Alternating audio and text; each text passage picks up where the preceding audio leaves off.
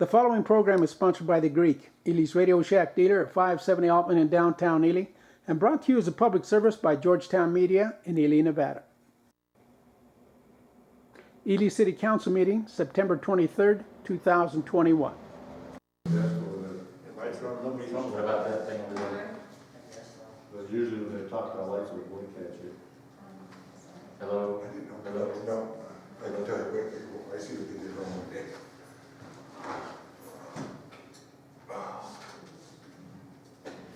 Try that. How about now? Testing. I wasn't here, but it was up. What do we got going on here? Oh, okay, I can see.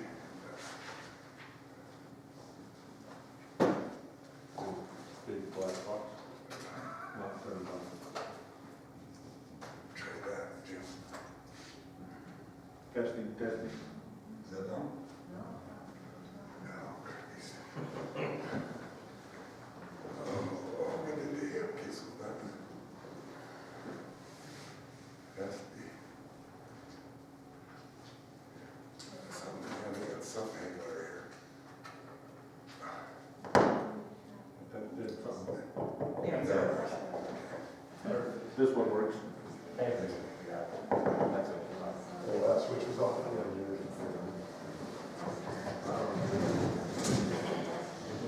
Good job, Mike.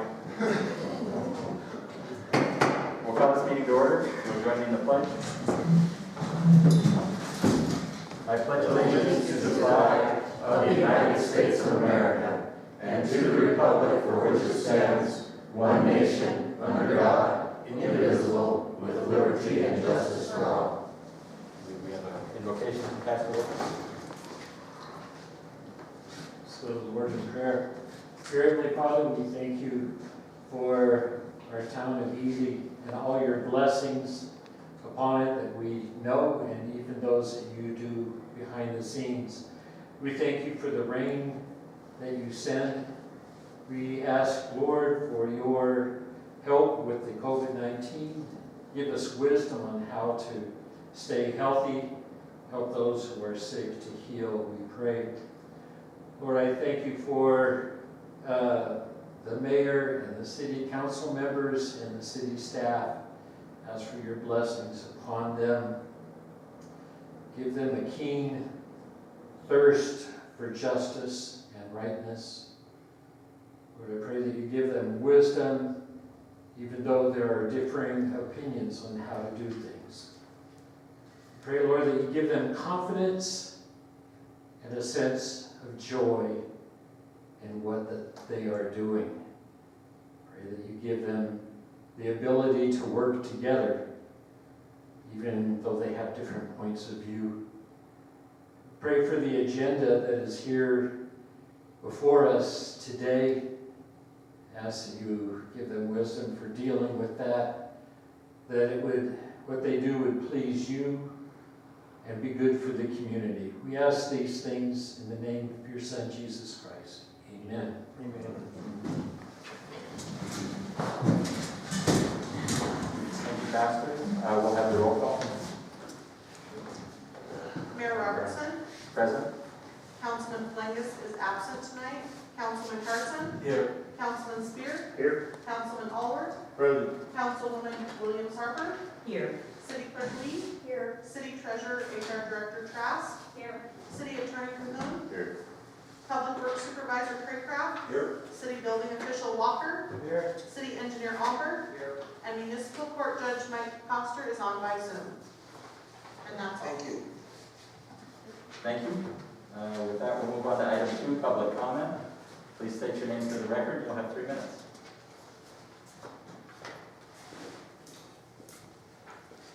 Pastor Bob Winder. I'm here representing the White Pine Ministerial Association. And thank you again for allowing us to do the invocation. Earlier last week, I received a phone call from Secretary Jennifer Lee wanting to know an address and the correct name. So I have a response from a letter to you, to the council, if I may read that, please. today, September 23rd, 2021. To Ely City Council, dear Mayor Robertson and council members, the White Pine Ministerial Association, WPMA, would like to thank you for the $10,000 donation from the American Rescue Plan that you made to the WPMA's community plan. Your donation will enable us to keep food on the shelves, provide bags of food and turkey to seniors and families in need again this Thanksgiving, and to host the community Christmas dinner. Signed, Pastor Robert. Thank you so much. We thank you for your support, and we do appreciate it. Jennifer. Thank you for doing the job you did there, Robert. And I thank you again for that. This was totally unexpected and totally appreciated. Thank you. Welcome, thank you. Any other public comment?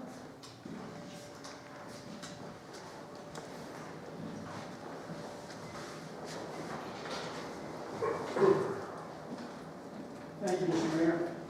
Mr. Mayor, on Monday, September 20th, 2021, I attended the meeting of the local state MDOT office with State Engineer Steve Barrett, Regina Pierce, City Engineer B.J. Umberg, and a fourth engineer that didn't give his name. The west access and side of my property along Avenue G is not accessible because the state road was put in road curbing, as well as on the east side of Avenue H. There is a 6 to 9 inch drop from my slope driveway to the sidewalk, and then another 7 inches to the road. I was asked if I had a permit to park alongside my retaining wall. I've never heard of such a thing. I told them I wasn't aware of any required permit. If there's a requirement, give me the application. I've never seen or heard of one. I want to know if the Copper Queen has one, the Bristol Cone Motel, and others along Great Basin Boulevard. They have a permit? If they do, I'm requesting a copy. If there's no such item, I don't want blatant discrimination like what's going on now. B.J. Umberg needs to resign. I don't want anybody asking me for a permit when they know there isn't one. What kind of baloney is that? You're cutting access off to my property, making it worthless, tripping hazards, and then you want me to get a permit. The water taps on my family's property at 729, 733 Great Basin has not been installed, and they're getting close to being finished. The sewer tap to 729 has not been put in front of the property as required by city and state code. MDOT needs to know that. You guys know that. Service must be in front of the property, not down the street. I don't know how many times I got to keep telling you that. Mr. Mayor, I attended the Regional Planning Commission meeting held on September 15, 2021, and heard Bryce Craycraft present a concern about the building inspector, Brad, forcing him to sign a document that he must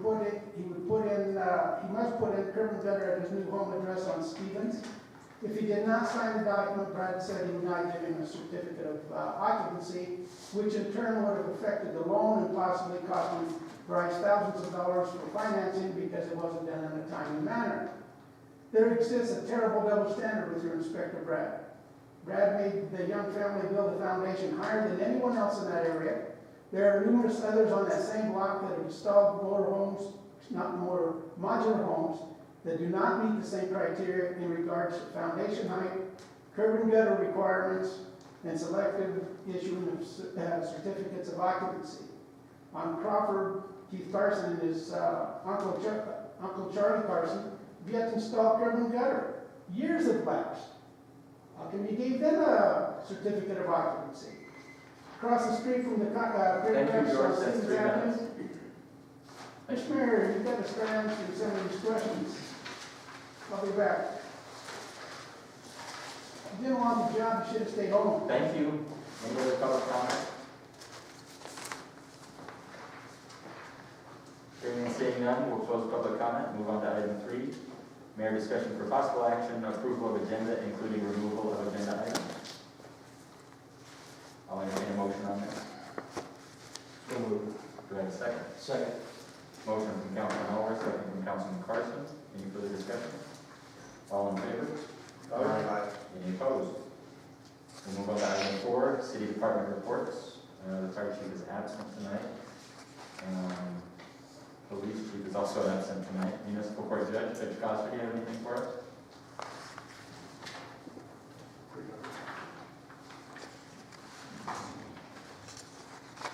City Attorney? Nothing to report. City Clerk? I attended the Trans-Canyon Transmission Line open house last night. That was interesting. They expect to be done with their permitting by 2025, and then construction takes 2 years. So that was interesting. And then this morning I received the surveys from Nevada Rural Water for our 2 project areas for CDBG. Go Ed is reviewing those right now, but the numbers look really encouraging. So I'm hoping they'll approve that and can continue on with those applications. Any questions for the clerk? City Treasurer? City Public Works Supervisor? A few things.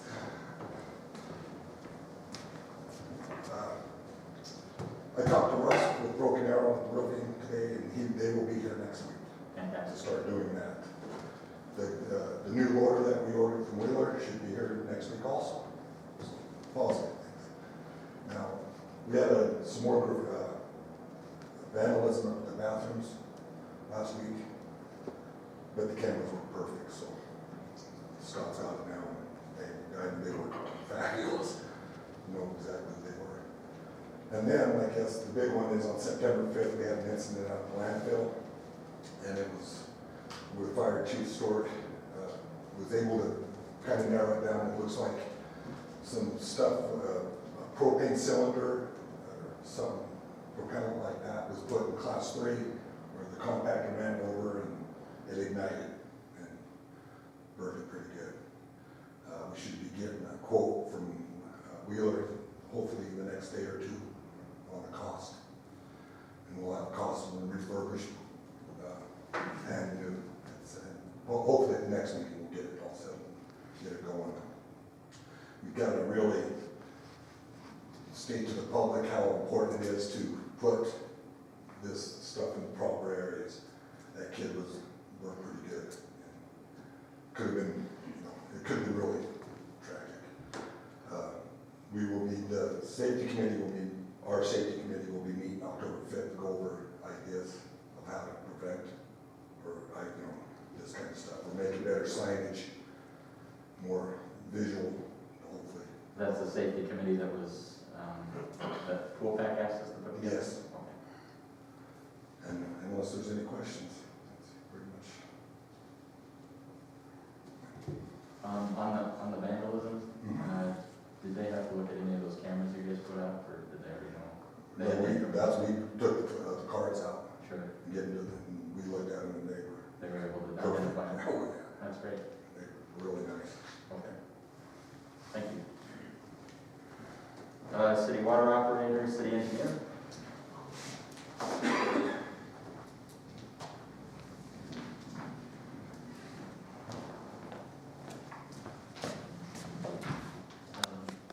Well, somebody beat me to it, but you already recognized I was at a meeting this week that, with NDOT over some of the curb issues on this project. We also had another meeting with NDOT dealing with the potential next phase of this project to complete Apples.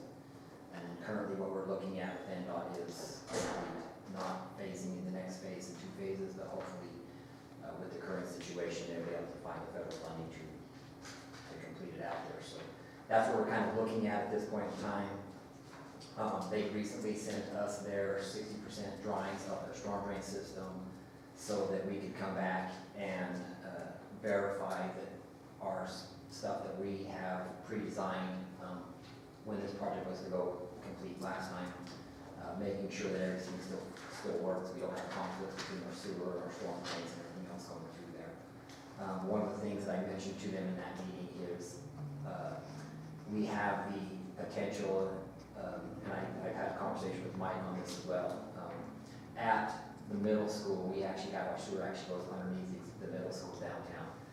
And so with the current situation that we're doing with NDOT on this next phase is hopefully we will be able to remedy that situation. And so I'm gonna go back in and see if remedy that and still clear their storm drain and everything else that's going through there. So that could hopefully be a benefit to us if that when the next phase goes, because if we have a problem with that sewer underneath there, it's pretty hard to move the school. Is that because there used to be an alley that went? It used to be an alley, they built right across it. Yes. And so I think you kind of got the same, very similar situation up here because the jailhouse has a little structure that crosses the alley as well. And so that same area right there as well. Jennifer's got a few CDBG things that we assisted her with. The other thing is, I actually see it on the agenda later on here, talking about the cemetery or whatever, but I have been working with Mike, trying to see where we're at, projected life of that cemetery based on what we currently are at today and how many spaces we'll potentially have left. So we're working on that. We don't have those numbers together yet, but we are working with him to take care of that. The other thing that there was some curb and gutter built down on Stevens Street that unfortunately, council member actually asked me about it today, but we had been informed of it earlier, so we went back and checked it. A resident had actually come, desired to put a curb and gutter down there. We went and did all the work that we do for a residential home in there. Determined elevation, staked the curb and gutter, and the curb and gutter was put in at horizontally the right location, but they did not get the grades correct going through there. So I talked to the owner this afternoon and said, hey, I don't know what happened to the vertical grade of this situation.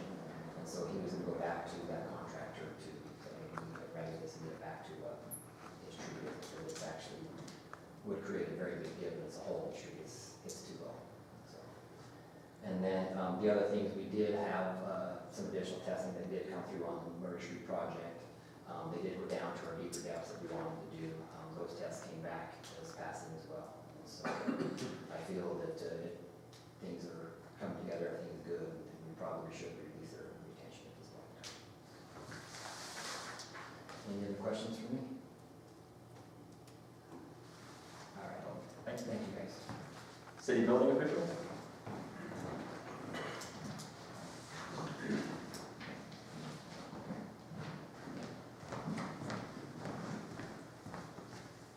Yeah, I would just like to update, Brandon and myself did issue a certificate of occupancy for the jail up there at the Justice Center, and they are moving right along with the courthouse site as well. We have an inspection next Thursday, that will be on Brad, but just wanted to give everybody an update. So the CMO has been issued for the jail and only the jail, so that they can start moving people over there.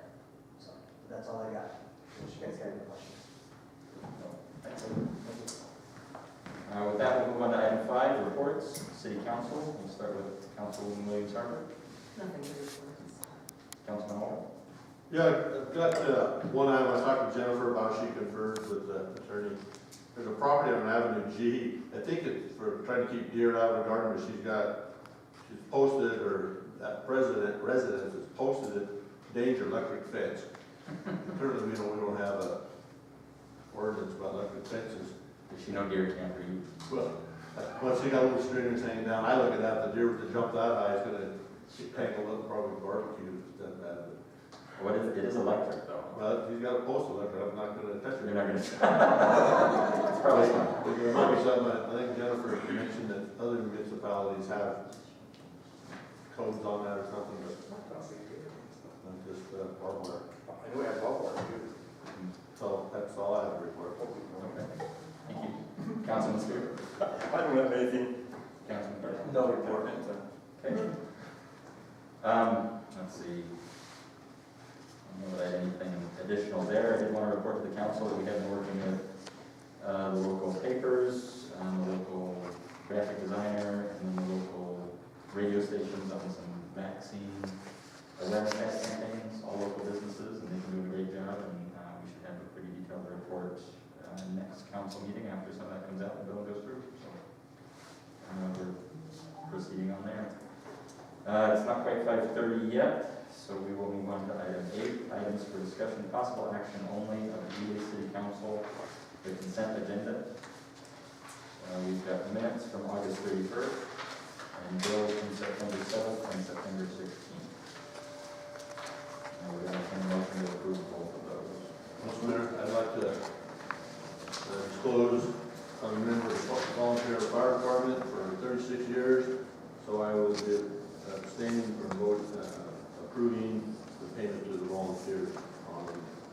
tentative September 7th. So noted. Do I have a motion from Councilman Spire? Move to approve. Do I have a second? I'll second. Second from Councilman Carlson. We have a motion and a second. Any further discussion? Call for the votes to approve the minutes and the bills. All in favor? Aye. Any opposed? Motion passes with a note of abstention on that item from Councilman Albert. Item C, new business. On item 1, let's see. The public health officer, Jack Cruz, is probably running a little late. We've got tied up, so we'll take this back and see if he shows up a little later. Item 2, Councilman Spear, discussion for possible action, approval of City of Ely September 2021 pandemic statement. You have a copy of this in your packet as a draft.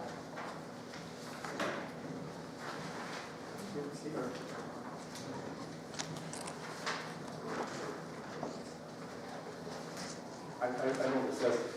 You need a copy? You got it.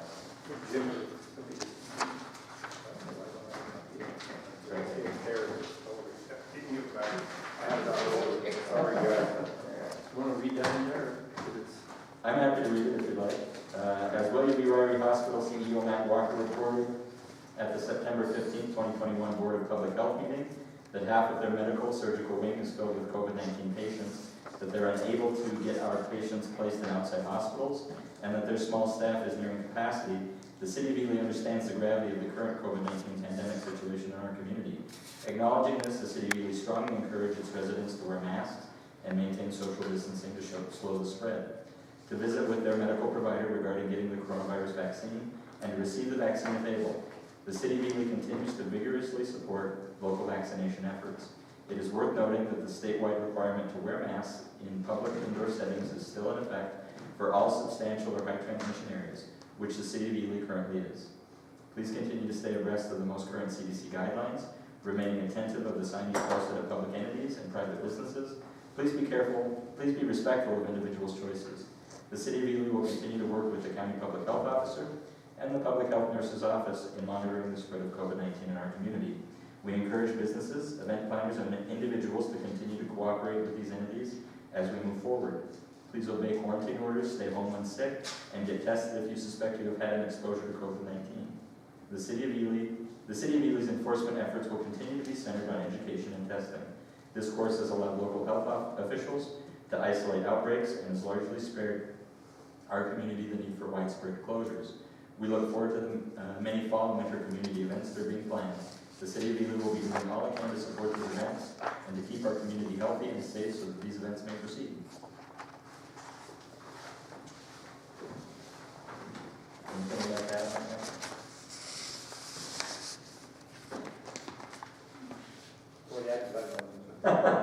Okay, I'll entertain a motion on this. I'll move to approve. Motion to approve from Councilman Spear. Do I have a second? I'll second. Second from Councilman Albert. Any further discussion?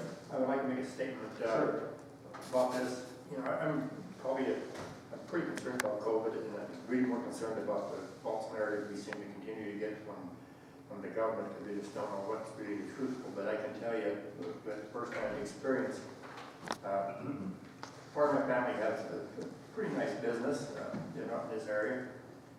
They have 12 employees that tested positive and wound up in the hospital, some of them, which is substantial on that. And one of my daughters wound up, even though she had it, got it.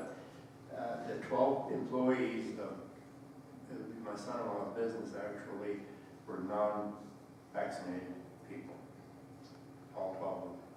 The rest of them were. So I think it's paramount that they realize I don't listen to stuff out there, but you know, Doc Chris told me, I'm not a guy for vaccinations. Matter of fact, I've never had one until this one.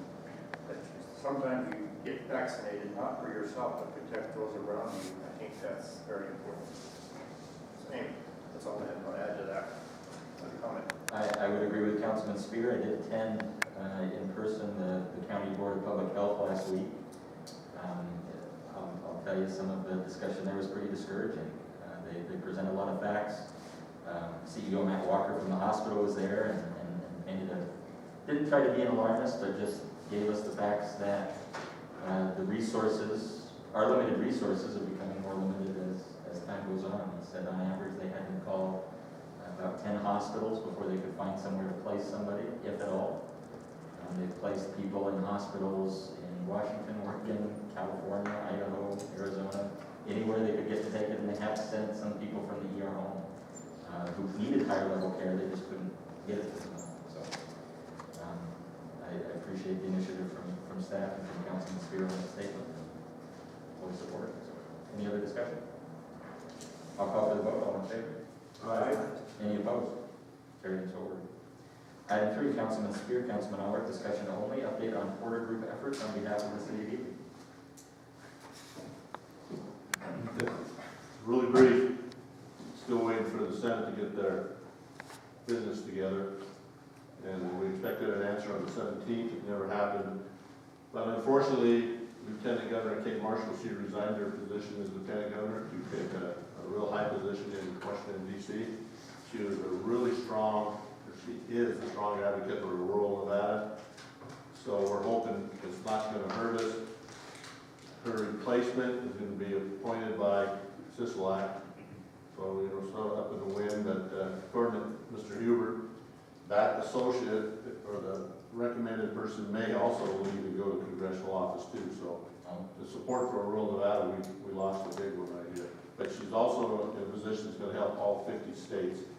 So it's an opportunity she couldn't pass up. So we're still waiting to see what the Senate's going to come with. All of our stuff is still on the table, our asks, our requests. So there we go. That's it. Anything else? That's it, that's good. Okay, thank you. Item 4, Councilman Allard, discussion for possible action, approval of monthly balance sheets for general fund, street fund, and street fund and enterprise fund.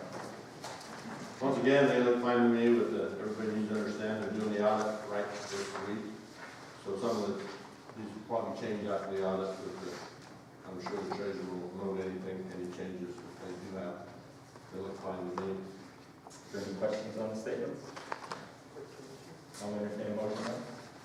So moved. Motion from Councilman Allard, do I have a second?